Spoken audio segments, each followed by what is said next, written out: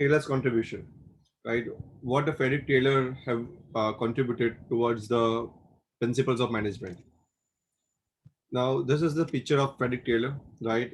Now, he was also one of the founder. वो भी एक founder था, like Fayol. Fayol के साथ में था. So they were contemporary basically. Contemporary का मतलब समकालीन थे, यानी एक ही काल में हो गए. Now, दोनों के methodology में अंतर है. फेयोल के जो प्रिंसिपल्स बोलते हैं वो बहुत ही what I can say from the top management उसको from the view of the top management he has devised the principles.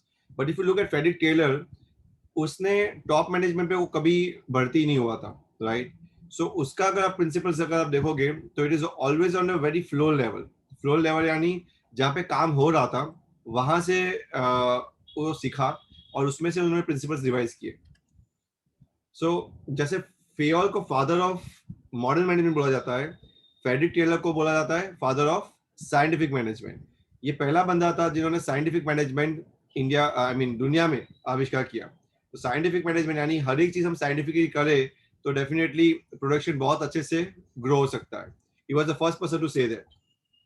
Now he was working in a Midvale steel work, right, as a machine shop worker and then promoted to the gang leader. और धीरे धीरे वो gang leader बना and then chief engineer और slowly slowly वो chief engineer बना. He became the management consider at Bethlehem steel works. और मैं बता दूं बेथलेम स्टील वर्क्स में वो मैनेजर बनने के बाद बेथलेम स्टील वर्क्स का प्रोडक्शन 3 गुना हो गया. His main contributions were not on the field of top level management. वो कभी top level management के व्यू पॉइंट से सोचता ही नहीं था. He was looking from the shop floor level. It means worker क्या कर रहे, कैसे काम कर रहे, वो उसका लुकआउट था. इसने कोई बुक नहीं लिखी, right? He wrote many papers जो विच कंपाइल्ड इन दिस बुक, जो कंपाइल्ड हुई एक बुक में जिसका हाथ जो हम बोलते हैं scientific management, the book on scientific management, right? So this is a brief introduction of Frederick Taylor. Now let's understand what was the contribution. So in the earlier days of the Industrial Revolution, जब industrial revolution औद्योगिक क्रांति जब India England में peak पे थी 1750 से 1850, उस time पे अगर आप देखोगे the factory owners and managers जो थे they were relied on a personal judgement. वो सिर्फ जजमेंट करके करते थे कि प्रोडक्शन क्यों अच्छा नहीं हुआ, उसका कुछ जजमेंट लगा देते. They don't have a reason behind why the production didn't happen properly, right? And in managing the work they confront many problems. उनको बहुत सारे प्रॉब्लम्स फेस करने पड़ते थे. This is what is referred to as a rule of thumb. वो काफी चीज को रूल ऑफ थंब मानते थे कि ऐसी सिचुएशन में ऐसा ही करना है, right? Managing factories by rule of thumb enabled them to handle situation as they rose but suffered from the limitation of trial and error approach. Rule of thumb से management तो हो जाता था पर ये लोग करते क्या थे, basically they were doing trial and error. तो अगर लेट्स से एक चीज अपनाई, अगर वो नहीं चली तो एरर हुआ तो वापस नई चीज अपनाएंगे. This trial and error approach at times prove to be very costly for them. उनके लिए बहुत ही कॉस्टली साबित हुई. द रीजन वॉज कि ट्रायल करने में अगर भूल हो जाती थी तो मे बी पूरा का पूरा प्रोडक्शन भी फेल हो सकता था. For their experiences to be emulated it was important to know the works and why does it work. अगर हम उसके एक्सपीरियंस को जानना चाहे तो हमको ये कॉपी भी करना पड़ेगा और हमको ये समझना पड़ेगा कि क्या चीज काम करती थी और क्या चीज काम नहीं करती थी. For this there was a need to follow an approach. अभी इनका जो अप्रोच था वो फुल प्रूफ तो था नहीं, साइंटिफिक था नहीं, और इसीलिए एक अप्रोच ऐसा बनाना चाहिए था जो साइंटिफिक तरीके से डिटरमाइन करे. So that was on based on the science, right? Defining a problem, problem को पहले डिफाइन करे, developing alternative solutions, anticipate and drawing conclusion out of it. तो ये साइंटिफिक तरीका है कि पहले प्रॉब्लम को डिफाइन करो, उसके बाद उसका ऑल्टरनेटिव सॉल्यूशन निकालो. तो ऐसा कोई बंदा चाहिए था जो साइंटिफिक सॉल्यूशन निकाल के दे उनको. In this scenario Taylor emerge as a father of scientific management. तभी टेलर आए और उन्होंने एक नई खोज की. एक्चुअली ये थी पर डेफिनेटली ये मैनेजर्स को और ये जो बड़े बड़े शॉप ओनर्स थे उनको पता नहीं था. And he was the first who said now think everything in scientific manner, right? अगर आप काम भी करवा रहे हो तो साइंटिफिक तरीके से काम करवाओ. And that is why he emerge एक मैनेजमेंट और साइंस को मिक्स करके उन्होंने एक नई चीज निकाली जिसको बोलते हैं scientific management. He propose scientific management as oppose to the rule of thumb. उसने बोला कि रूल ऑफ थंब को कैंसिल करो, राइट. ये नहीं चाहिए, हमको कुछ साइंटिफिक तरीका ही अपनाना पड़ेगा, राइट, डील करने के लिए. So he broke up the human activity into small parts. टुकड़े कर दिए ह्यूमन एक्टिविटीज के, और उन्होंने बोला कि कौन सी एक्टिविटी पहले कौन सी एक्टिविटी बाद में, उसको एक सिस्टमेटिक लाइन बनाई. And found out that it could be very done effectively. अगर हम अच्छे से करें तो बहुत इफेक्टिवली उसको कर सकते हैं, right. So there are many activities a manager has to do in a day. एक दिन में काफी सारी एक्टिविटीज करनी पड़ती है मैनेजर्स को, but once you do effectively, right, it can be done very proper. According to Taylor, scientific management means knowing exactly what you want men to do and seeing that they do it in the best and cheapest way.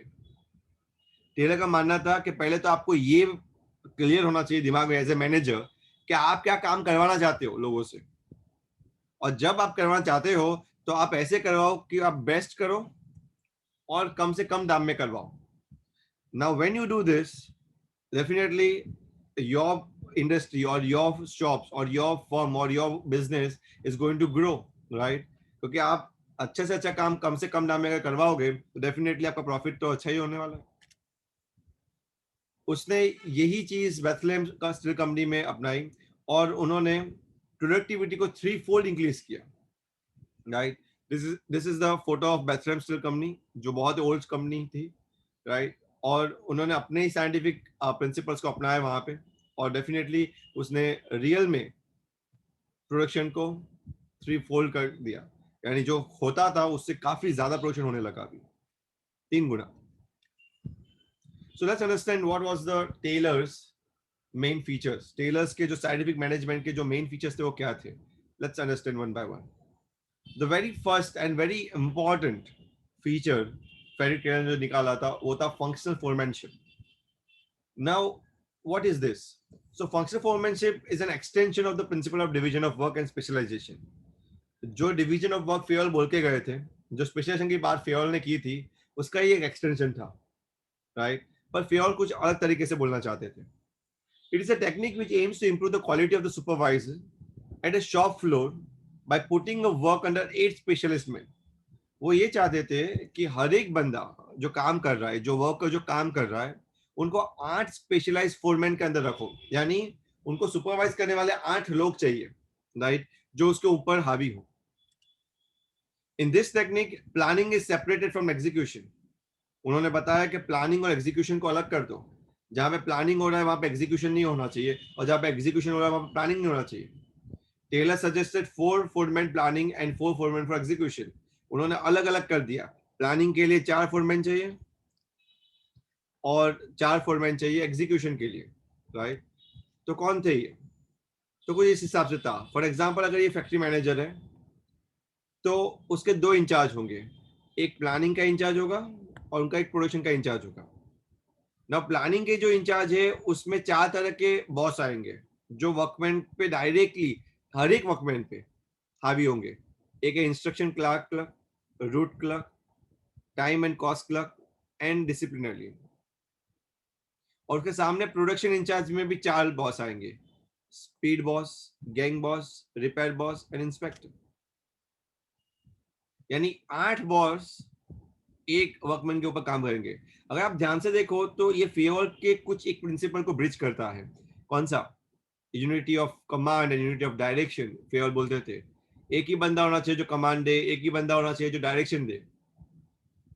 ये नहीं मानते थे Frederick Taylor, because उनका तरीका कुछ अलग था. उनका तरीका कुछ साइंटिफिक तरीके से वो करना चाहते थे. इसीलिए वो बोलते थे कि हर एक वर्कमैन से अगर काम लेना हो तो वो 8 बॉस होने चाहिए, राइट, जो उनके पीछे लगे हो और उनसे काम ले. द 4 फोरमैन ऑफ प्लानिंग कौन से थे? पहला था इंस्ट्रक्शन कार्ड क्लर्क. वो क्या करता था?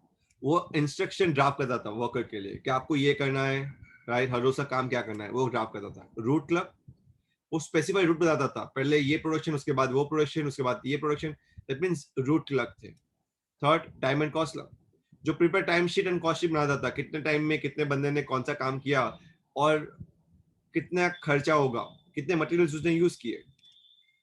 और फोर्थ डिसिप्लिन, वो डिसिप्लिन लगाता था। काफी टाइम होता था वर्क का काम छोड़ के वॉशरूम चला जाता था, तो डेफिनेटली डिसिप्लिन क्या करता था, वो ये ध्यान रखता था कि डिसिप्लिन में रहे, काम के टाइम पे वो काम ही करे, बातें ना करे, यहाँ वहाँ ध्यान मत दे, खाना ना खाए, तो वो डिसिप्लिन। तो ये 4 फोरमैन जो थे, फोरमैन यानी जो मेन बॉस थे उसके सुपरवाइजर, राइट, तो वो थे प्लानिंग के लिए। ऐसे ही 4 फोरमैन थे एग्जीक्यूशन के लिए। कौन कौन से? स्पीड बॉस, स्पीड बॉस यानी वो रिस्पॉन्सिबिलिटी उसकी थी कि वो काम में स्पीड कैसे बढ़ाए, राइट, और टाइमली काम कंप्लीट हो और एक्यूरेट टाइम कंप्लीट हो। दूसरे थे गैंग बॉस, वो पूरी गैंग का रखेवाल करता था, यानी काफी सारे होते हैं ना वर्कर्स, उसमें एक वर्कर होता है जो लीडरशिप लेता है, जो गैंग देता है, वो क्या के देता है, सबको टूल्स ऑपरेशन रेडी करवा के दे देता है। So that is gang boss, यानी सब जैसे let's say for example 20 workers की एक टीम है, तो उसमें गैंग बॉस होगा जो मशीन टूल्स रेडी रखेगा वर्कर्स के लिए, जो उनके काम करने के लिए आसान ही हो जाए। बाद में था रिपेयर बॉस, जो ये ध्यान रखेगा कि सभी मशीन्स और टूल्स वर्किंग कंडीशन में है कि नहीं है। और लास्ट था इंस्पेक्टर, लास्ट में वो ये देखता था क्वालिटी ऑफ वर्क बराबर है कि नहीं है, राइट, कि उन्होंने बराबर काम किया कि नहीं। तो ऐसे 8 बॉस एक वर्कर के पीछे लगे हुए थे। और ये सबसे बड़ा साइंटिफिक मैनेजमेंट का सबसे बड़ा ये फीचर है, सिद्धांत है आप बोल सकते हो, कि जिसके बेसिस पे से फ्रेडरिक टेलर ने साइंटिफिक मैनेजमेंट का प्रिंसिपल्स ले डाउन किए। समझ में आ रहा है यहाँ तक?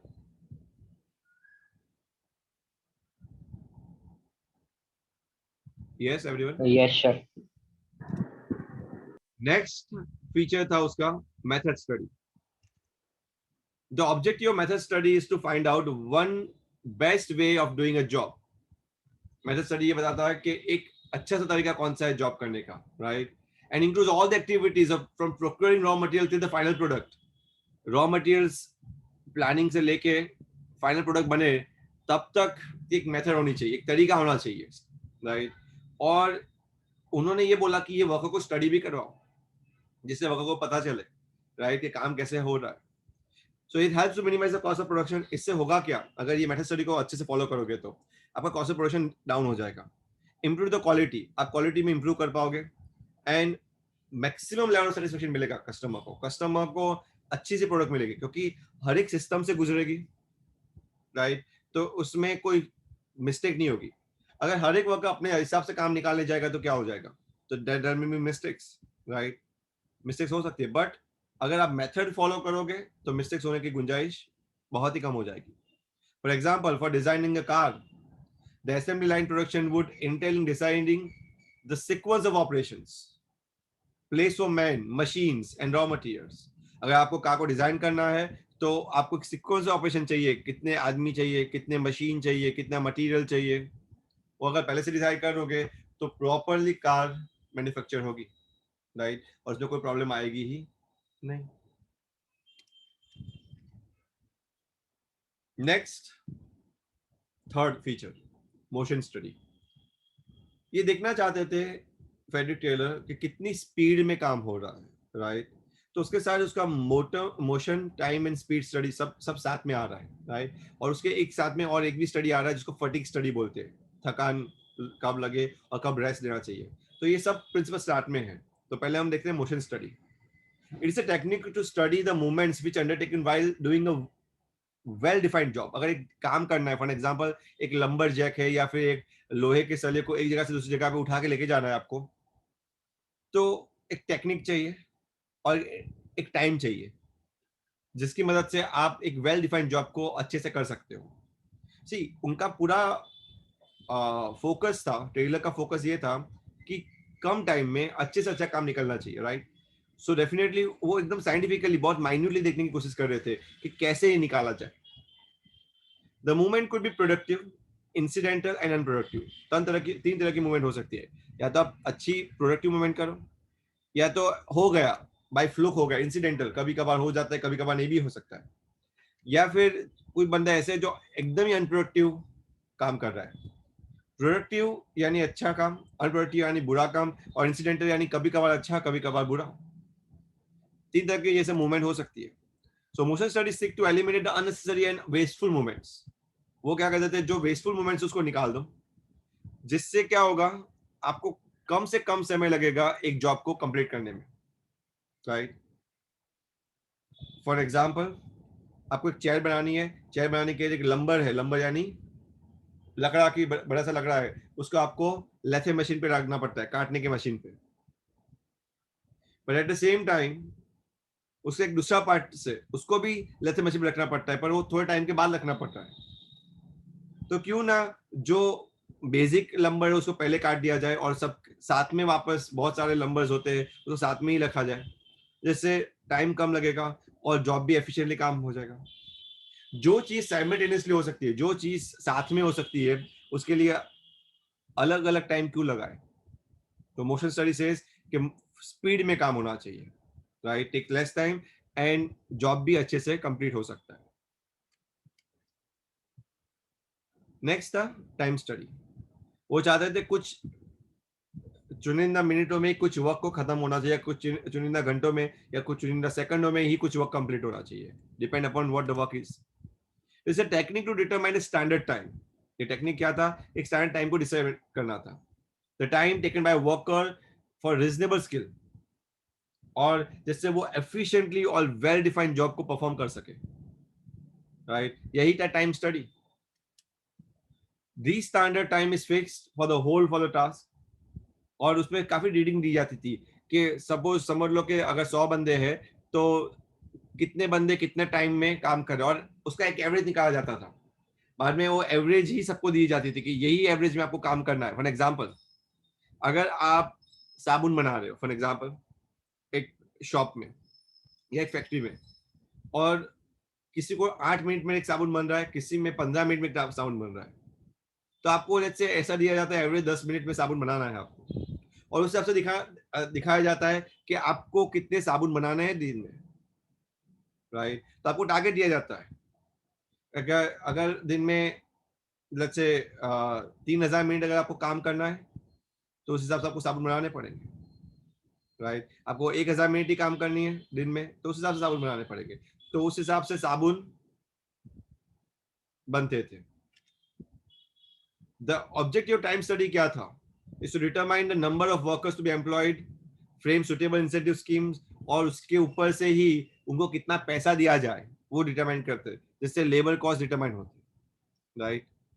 नंबर ऑफ वर्कर्स कितना चाहिए, तो समझ में आया ना कि अगर हमको हमारे पास ऑर्डर ज्यादा है तो वर्कर्स की कैपेसिटी चाहिए कि नहीं, क्योंकि वो जमाना ऐसा था 18th सेंचुरी, जहाँ पे ऐसा कोई देखा नहीं जाता था. काम है तो कॉन्ट्रैक्ट पे रख दिया, और काफी टाइम काम नहीं भी है तो भी वो कॉन्ट्रैक्ट पे पड़ा हुआ है, और मैनेजर क्या कर रहा है, सैलरी नहीं दे रहा है. क्यों, बिकॉज वो बोल रहा है कि अभी कोई काम ही नहीं है. भले वो बंदा काम पे आ रहा है, पर फ्राइडे ने बोला ना ऐसा नहीं होता है. अगर आप उसको रखो अपॉइंटमेंट करो तो प्रॉपर अपॉइंटमेंट करो, उसको सिक्योरिटी दो, उसको बीच में से नौकरी में से निकालो मत, और जो भी प्रोडक्शन करो साइंटिफिक करो. तो क्या इसमें वर्कर का भी बेनिफिट है और मैनेजर का भी बेनिफिट है, बॉस का भी बेनिफिट है, और इसीलिए आप इंसेंटिव स्कीम्स भी दो और लेबर कॉस्ट को मिनिमाइज करने की कोशिश करो. For example, on the basis of several observations, it is determined that the standard time taken by the worker to make one lunch box is 30 minutes. जैसे कि लंच बॉक्स बना रहा है वर्कर, और सारा टाइम में एक वो लंच बॉक्स बनाने का 30 minute, right.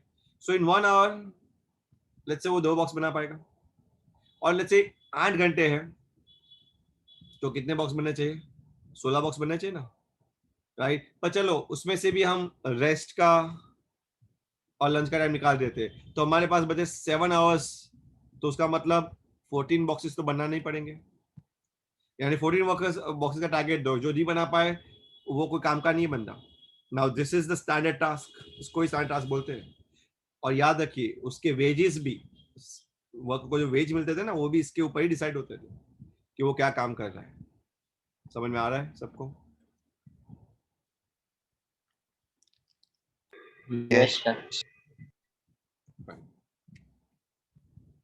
Move on. Fatigue study. बंदा कब जाता है, फटीग स्टडी जिसको बोलते हैं, राइट. काफी टाइम हम बहुत काम करते थक जाते हैं, बहुत पढ़ते थक जाते हैं, राइट. आप तो बोलना ही मत, 12th में हो. फटीग स्टडी ये भी बहुत जरूरी है, क्योंकि आप उसको ओवरलोड बंद नहीं कर सकते कोई भी वर्कर को काम के लिए.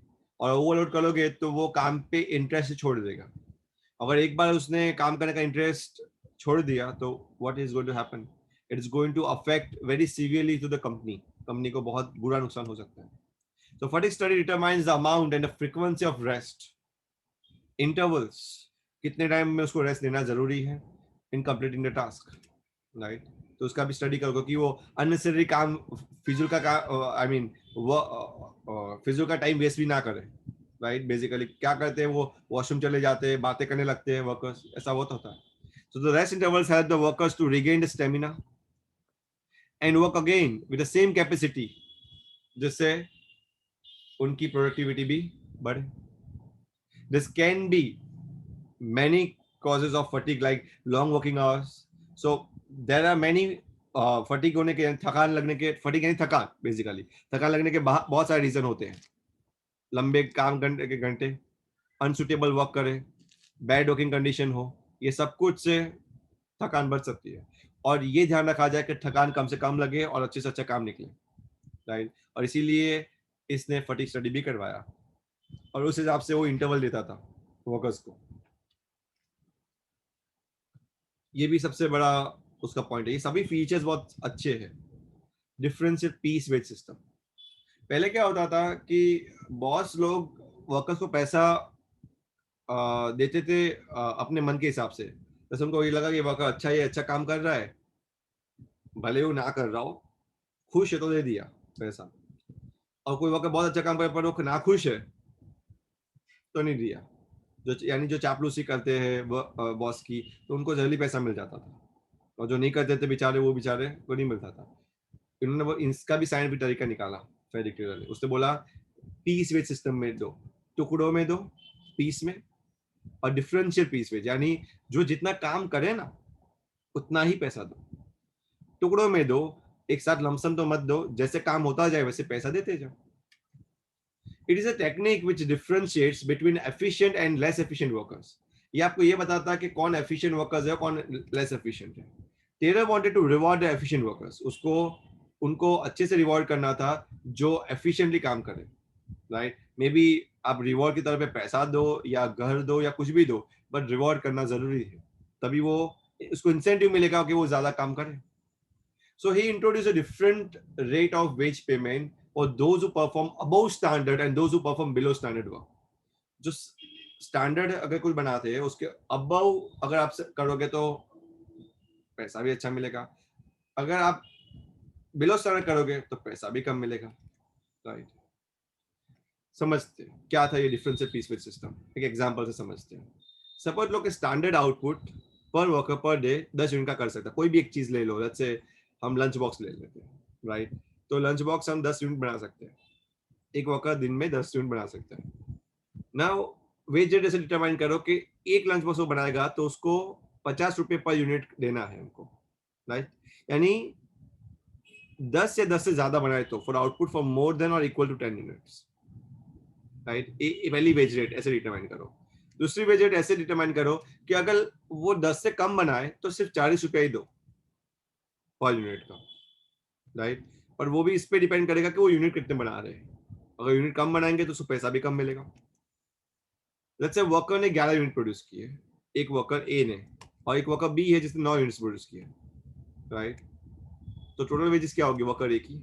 तो वर्कर ए की होगी 11 × 50, 550। वर्कर बी की क्या होगी? क्योंकि वो 10 से कम किया तो उसका रेट भी कम हो जाएगा, 40 रुपए। तो 9 × 40, 360। तो ultimately according to Taylor worker B को लॉस हो रहा है 190 रुपए का, राइट। वो बोला कि वो काफी है उसको समझने के लिए कि अगर मैं 10 यूनिट ना बनाऊंगा तो मुझे नुकसान होने वाला है, और इसीलिए वो इंसेंटिवाइज होगा कि नहीं, मुझे 10 यूनिट तो कंप्लीट करके ही जाना है आज, राइट। वरना उसका 109 रुपए का 190 रुपए का नुकसान हो जाएगा, जस्ट उसने एक ज्यादा नहीं बनाया था, राइट। क्योंकि अगर एक ज्यादा बनाया होता तो उसको कितना मिलता पता है? 500 मिल जाता ना। अल्टीमेटली उसको 140 रुपए का तो फायदा होता, 190 रुपए नहीं। तो समझ में आ रहा है,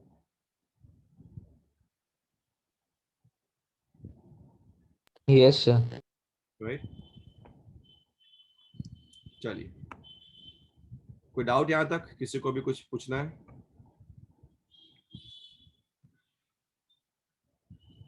समझ में आ रहा है सबको अच्छे से?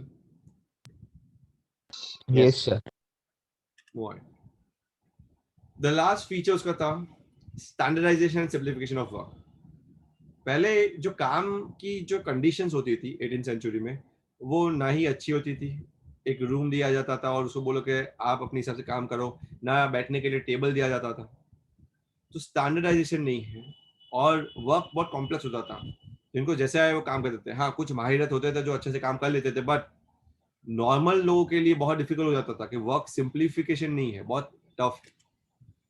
Standardization is the process of setting standards for every business activity. Standardisation का मतलब होता है कि आप ऐसे प्रोसेस रखो कि जो हर एक बिजनेस एक्टिविटी के एक स्टैंडर्ड हो। जैसे कि maybe standardisation of process हो, या रॉ मटेरियल भी एक स्टैंडर्ड तरह का रॉ मटेरियल आना चाहिए। कुछ भी रॉ मटेरियल आप ना दे सकते, एक स्टैंडर्ड टाइम में होना चाहिए। सब स्टैंडर्ड, सबका स्टैंडर्ड होना चाहिए। So the objective of standardisation of work, the objective है कि स्टैंडर्ड वर्क करने के लिए आपको क्या चाहिए। सबसे पहले to reduce a given line और प्रोडक्ट तो fix type, size and characteristics.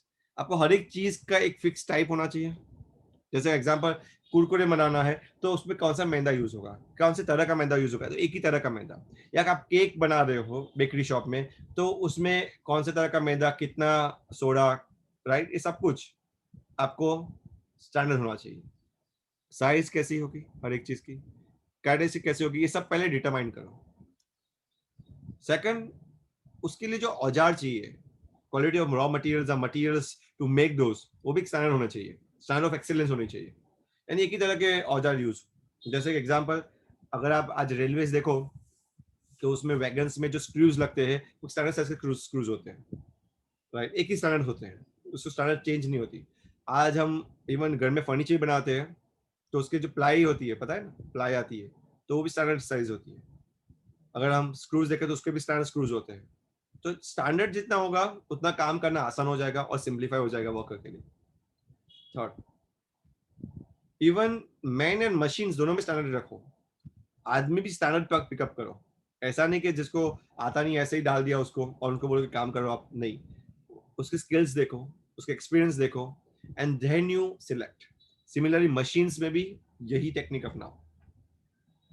And जो प्रोडक्ट भी निकलेगा ना उसमें भी स्टैंडर्ड रखो। Establish interchangeability to manufacture parts and products. जो भी पार्ट्स और प्रोडक्ट्स आप बना रहे हो, राइट, उसकी स्टैंडर्ड रखो और उसकी इंटरचेंजेबिलिटी रखो। इसका मतलब ये होता है कि वो प्रोडक्ट उसके जैसा होना चाहिए 19-20, उससे ज्यादा फर्क नहीं आना चाहिए। सो 5% ऊपर नीचे हो तो चलेगा, उसके ऊपर अगर फर्क आता है तो उसको रिजेक्ट कर दो। Simplification of work is a technique to eliminate superfluous variety. क्योंकि अगर सिंप्लीफाई नहीं करोगे तो बहुत तरह की वैरायटी और बहुत तरह के साइज और बहुत तरह के डायमेंशन नहीं निकलेंगे। आज जब मॉल में जाते हैं टी शर्ट देखते हैं, एक ही तरह के टी शर्ट कितने सारे निकलते हैं, एक ही तरह के जीन्स, राइट, एक ही तरह के एसी, एयर कंडीशनर, एक ही तरह के टीवी, टेलीविजन। वो क्यों हो पाया? Because of Taylor. टेलर ने जो प्रिंसिपल है इसके हिसाब से ये सब चला है। अगर आज टेलर नहीं होते तो ये सब हमको अलग अलग तरह की, अलग अलग साइज की, अलग अलग प्रोडक्ट हमको दिखने को मिलती है, राइट, जो मे भी किसी को पसंद हो किसी को ना हो, and first come first serve जैसा हो जाता। आप पहले गए तो पहले आपको मिल गया अच्छी प्रोडक्ट, जो बाद में गए उसको बुरी प्रोडक्ट मिलेगी हाथ में। It leads to reduce inventories, और इससे सबसे बड़ा फायदा होता है कि आपका स्टॉक फिजूल का पड़ा नहीं रहता, इन्वेंट्रीज कम हो जाती है। फुल यूटिलाइजेशन ऑफ इक्विपमेंट, जो भी इक्विपमेंट हो उसका बराबर यूज कर सकते हो। Increase turnover to reduce cost, और आप अपना सेल्स बढ़ा सकते हो और इससे खर्चा कम कर सकते हो। सो सी कितनी लंबी सोच थी, जिसकी वजह से प्रोडक्शन बहुत ही स्पीड में, क्वांटिटी में और बहुत ही अच्छे से बढ़ा बेथलेहम स्टील्स में। और यही उसकी जो टेक्निक्स थी, उसने बहुत सारे पेपर्स लिखे, बाकी सारे जो लोगों को भी बताया उन्होंने, राइट। तो डेफिनेटली ये इंडस्ट्रियल रिवॉल्यूशन बहुत फला फूला, राइट। और आज अगर हम देखते हैं दुनिया में हर एक चीज एक स्टैंडर्ड प्रोडक्ट की तरह बाहर निकलती है, राइट, और ये सब टेलर की देन है। टू सम अप, टेलर की हर एक चीज की बातें को हम सम अप करते हैं, 4 चीज वो बोल रहे थे जिसको बहुत ध्यान रखना है। ये तो फीचर्स थे, 7 फीचर्स थे उसके, बट सम अप करने में 4 उसके रूल्स थे, राइट, जो हम बताते हैं। कंक्लूजन उसका ऐसे समझ लो। इसे science is not a rule of thumb. Science rule of thumb नहीं है। जो मानते थे कि ओके साइंस करो, बट ऐसा नहीं कि हर एक चीज इतनी साइंटिफिक करने जाओ कि प्रोशन निकले ही नहीं.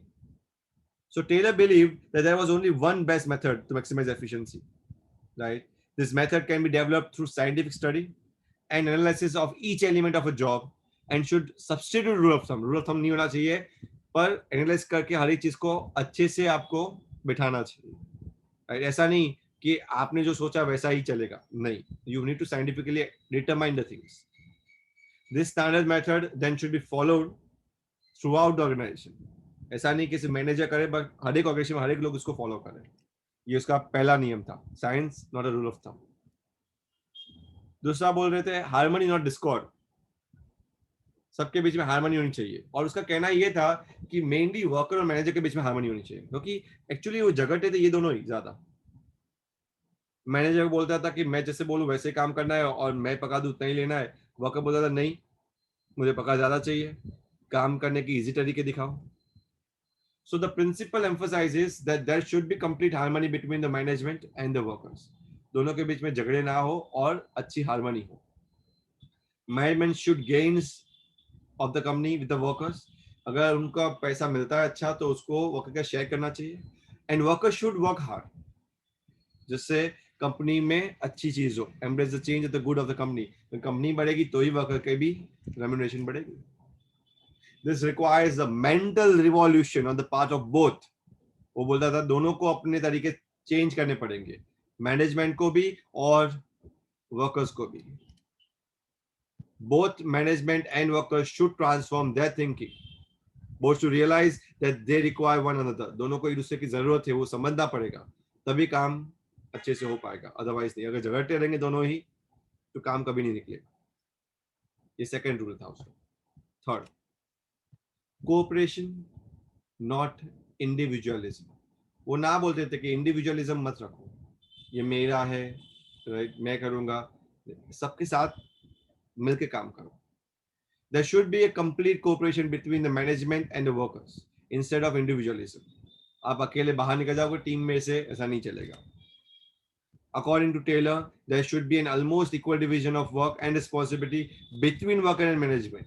हाँ, no doubt काम तरीका अलग है, क्योंकि मैनेजमेंट को थिंकिंग प्रोसेस ज्यादा करनी होती है, वर्कर को ज्यादा मेहनत करनी होती है, यानी फिजिकल वर्क ज्यादा करना होता है.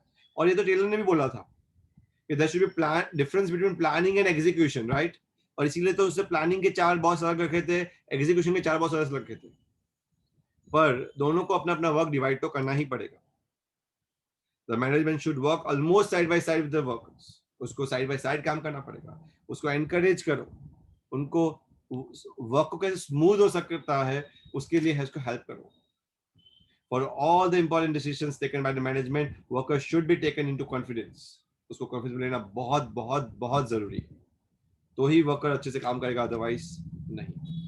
The management should be open to constructive suggestions by the employees. और उसको लगे कि ये सही से अच्छा सुझाव दे रहा है, सॉल्यूशन दे रहा है, then definitely you should suitably reward them also.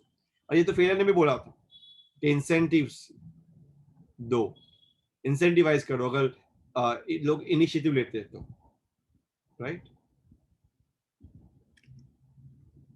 Next, the last, वो चाहते थे कि डेवलपमेंट ऑफ ईच मैन, भले वो वर्कर हो या मैनेजर हो, the development of each man to his greatest efficiency and prosperity. हर एक बंदा अपनी ग्रेटेस्ट एफिशिएंसी और प्रोस्पेरिटी से आगे बढ़े. This principle is concern with efficiency of employees, जो हम सिलेक्शन के टाइम से ही उनको बिल्डअप कर सकते हैं. हम जब सिलेक्ट करें तभी उसको सिलेक्ट ऐसे करो कि जो एफिशिएंट हो, इनएफिशिएंट बंदे को सिलेक्ट ना करो. तो एफिशिएंसी के टाइम पे से from the process of the selection, the worker assigned the employees should suit there capabilities. Work जो असाइन हुआ होता है एम्प्लॉयज को, वो ऐसे होना चाहिए जो उसकी कैपेबिलिटी को सूट करे. ऐसा नहीं वर्क करवाओ जो उसको सूट ही ना करे, यानी किसी को भी कोई भी काम नहीं दे दो. वो भी हमने देखा कि साइंटिफिकली चूज करो, राइट. इसी से they should be given a required training to increase efficiency. इसी से उनकी efficiency भी बढ़ेगी, right. और efficient अगर होगा एम्प्लॉय, डेफिनेटली प्रोड्यूस ज्यादा करेगा तो कमाएगा ज्यादा, राइट. और इससे क्या होगा, सबका भला है. everyone will be efficient and prosper, company भी एंड वर्कर भी. समझ में आ रहा है?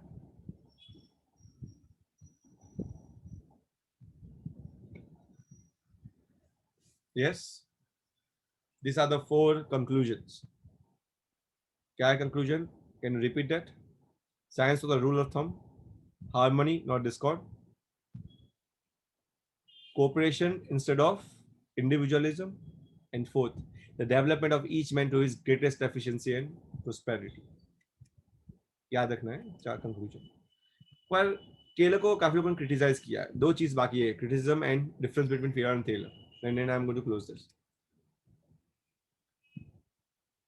टेलर ने काफी कुछ बोला था, बट काफी कुछ नहीं भी हुआ, लिमिटेशन से क्रिटिसाइज किया है इसको। Limited to technological improvement, not in human areas. Taylor ने जितना भी इंप्रूवमेंट किया वो टेक्नोलॉजिकल में किया, ह्यूमन एरियाज में नहीं किया। द स्पीड ऑफ वर्कर्स, उसके लिए वो स्पीड बॉस रखते थे, पर उसके लिए काफी टाइम क्या हो जाता था, स्पीड बहुत ज्यादा हो जाता था, तो वो फटिक स्टडी भी करते थे डेफिनेटली, बट एट टाइम्स उनकी हेल्थ और वेलबींग का ध्यान नहीं रखा गया, उसको क्रिटिसाइज किया गया। Limited production management but ignore financial sales and management. ये पूरी उसकी जो थियरी थी वो प्रोडक्शन मैनेजमेंट तक सीमित थी। उसने फिनांस में, सेल्स में और मैनेजमेंट में, जनरल मैनेजमेंट में उतना काम नहीं दिया। पर डेफिनेटली अगर आज हम देखें तो टेलर के ये प्रिंसिपल्स काम लगते भी हैं।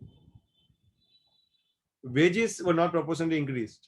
ऐसा बोलते तो थे कि वेजेस जिससे काम करोगे उतना मिलेगा, पर उसको क्रिटिसाइज किया गया कि काफी जगह पे जब जहाँ पे टेलर ने काम करवाया वहां पे वेजेस को इंक्रीज नहीं करवाया। Standardisation of wage rate can not be scientifically measured. आप स्टैंडर्डाइजेशन बोलते तो हो वेज रेट का, पर उसको साइंटिफिकली कभी मेजर नहीं कर सकते, क्योंकि डिपेंड करता है, हर एक बंदे की अलग स्किल है, अलग एफिशिएंसी है, और हर एक का बिहेवियर भी अलग है। So how you can define standardisation of wage rate for everyone? You can not. उसका जो फंक्शनल फोरमैनशिप था, जो एक्चुअली मैंने जैसे बताया आपको, फेयर के प्रिंसिपल को ब्रिज करता है, राइट? 4 बॉस या 8 बॉस होना जरूरी है, राइट? 4 बॉस प्रोडक्शन में और 4 बॉस प्लानिंग में, पर this breaches the principle of unity of command. And last criticise किया गया है कि उसका जो डिफरेंशियल पीस वेज सिस्टम था ना, कि हर एक बंदे को अलग, वो भेदभाव वाला था, डिस्क्रिमिनेटरी था, वो डिस्क्रिमिनेट कर रहा था, राइट, लोगों को। ऐसा भी क्रिटिसाइज किया गया है। एक्चुअली हमको भी पता है कि वो डिस्क्रिमिनेट नहीं कर रहा था, वो जस्ट चाहता था कि एफिशिएंट बढ़े, पर फिर भी काफी सोशल साइंटिस्ट ने उसको डिस्क्रिमिनेट किया है on different grounds. The last difference between Henry Fayol and Frederick Taylor. What was Henry Fayol called? He was called the father of modern management. What is Frederick Taylor called? He was called the father of scientific management. उसके कौन सी book लिखी थी Fayol ने? General and industrial management. Taylor ने scientific management. Henry Fayol का lookout कैसा था? वो जब प्रिंसिपल्स बनाए तो टॉप लेवल से। फ्रेडरिक टेलर कैसे देख रहा था? शॉप फ्लोर लेवल्स, नीचे से, राइट? ऊपर से उसके प्रिंसिपल्स बनाए उसने, नीचे से सॉफ्ट फ्लोर लेवल से बताया। उसने कितने प्रिंसिपल्स बनाए? तो 14 प्रिंसिपल्स ऑफ जनरल मैनेजमेंट। उसके काफी सारे प्रिंसिपल्स थे फेरी टेलर पे, पर हमने तो साथ ही पढ़े। उसके प्रिंसिपल्स को बोला जाता है प्रिंसिपल्स ऑफ साइंटिफिक मैनेजमेंट। उसकी एफिशिएंसी कहाँ पे थी फेयोल की? फेयोल की एफिशिएंसी थी जनरल मैनेजमेंट में, राइट? वो जनरली मैनेजमेंट कैसे करना वो दिखाते थे। तो फेरी टेलर वो फंक्शनल फोरमैनशिप दिखाता था ज्यादा, राइट? अगर आप देखोगे फेयोल के, तो वेजेस कैसे दिए के बोल रहे थे फेयोल? प्रिंसिपल ऑफ इक्विटी और वेजेस जस्टिस से, रेम्यूनरेशन का एक पॉइंट है, याद करो। वो बोलता था जस्टिस करो, वेजेस जितना चाहिए उनको उतने हिसाब से दो, किसी का नुकसान नहीं होना चाहिए। पर फ्रेडरिक टेलर ने बहुत साइंटिफिक तरीका दिखाया और वो बोला नहीं, टुकड़ों में दो, differential piece wage rate system, टुकड़ों में दो और उतना ही दो जितना वो काम करे। हेनरी फेयोल इंजीनियर था और इसीलिए उसका point of view engineering point of view से। फ्रेडरिक टेलर तो नीचे से सॉफ्टवेयर लेयर से बाहर आता, तो उसने जनरल मैनेजमेंट के लिए बहुत काम किया, ऐसा हम बोल सकते हैं, right? Last thought, in the past, अगर हम पास्ट में देखें, the man has been first. आदमी को इंपॉर्टेंस ज्यादा दिया जाता था। इन द फ्यूचर, भविष्य ऐसा आएगा जहां पे सिस्टम मस्ट बी फर्स्ट। और यही सिस्टम अभी आ रहे हैं ना, कि सिस्टम से सब कुछ चल रहा है, आदमी से नहीं। So the first object you बोलते थे, the first object of any system must be that of developing first class men. अगर आपको सिस्टम अच्छी बनानी हो तो आदमी को भी अच्छे डेवलप करो, क्योंकि जब आदमी अच्छे नहीं होंगे तो सिस्टम जितनी भी आप बनाओगे फेल जाएगी. Frederick Taylor. That's it.